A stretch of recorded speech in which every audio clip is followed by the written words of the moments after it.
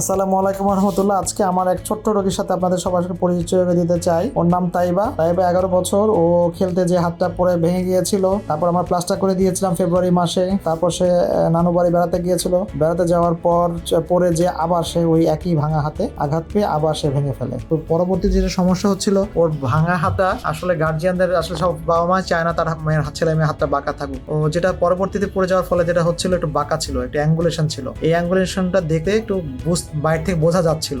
যেহেতু মেয়ে মানুষ এবং কোনো গার্জিয়ানই চায় না তার ছেলের হাত বাঁকা থাকুক, আমাদের কাছে যোগাযোগ করে আমরা চেষ্টা করেছি এটা কারেকশন করে দেওয়ার জন্য। আপনাদের আজকে সামনে আসার উদ্দেশ্য হচ্ছে, আমরা একটা বিশেষ ধরনের প্লাস্টার করেছি। এই প্লাস্টার সাধারণত এরকম স্ট্রেট করা হয় না। প্লাস্টারটা সাধারণত ভেঙে হাতটা ভাঁজ করে করা হয়, কিন্তু আমরা স্ট্রেট করেছি একটা অন্য কারণে। স্ট্রেট করেছি একটা বিশেষ ধরনের টেকনিক করে হাতটাকে সোজা করার চেষ্টা করেছি, যেন খুব দ্রুত সোজা হয়ে যায়। এর ফলে আজকে আমরা রেজাল্ট দেখাচ্ছি। এই যে দেখেন, অনেকটা স্ট্রেট হয়ে গেছে। একটা খুবই যে কাছ থেকে দেখাই, পাতলা পাতলা হাড় চলে এসেছে, চিকন হাড় চলে এসে ক্যালাস চলে এসেছে, স্ট্রেট হয়ে যাচ্ছে মাত্র 12 দিনের মধ্যে। অথচ এটা যদি কম্পেয়ার করি, এটা ছিল এরকম অ্যাঙ্গুলেশন বাঁকা, এই অ্যাঙ্গুলেশনটা অনেকটাই কমে স্ট্রেট হওয়ার চেষ্টা পথে চলে আসছে। শুধুমাত্র একটা বিশেষ ধরনের প্লাস্টারের টেকনিকের কারণে আমরা এটা বসিয়ে দিয়েছি। এই প্লাস্টারের টেকনিকের কারণে আমাদের এই সুন্দর ছোট্ট সোনামণি যে তাইবা, ওর হাতটা কিন্তু এই যে আজকে যেটা বাঁকা ছিল সেটা অলমোস্ট কারেকশন হয়ে গেছে। আমরা ছেড়ে দিচ্ছি আজকে, কিছুদিন পর ফুল কারেকশন হয়ে যাবে, একদম 180 ডিগ্রি সোজা হয়ে যাবে।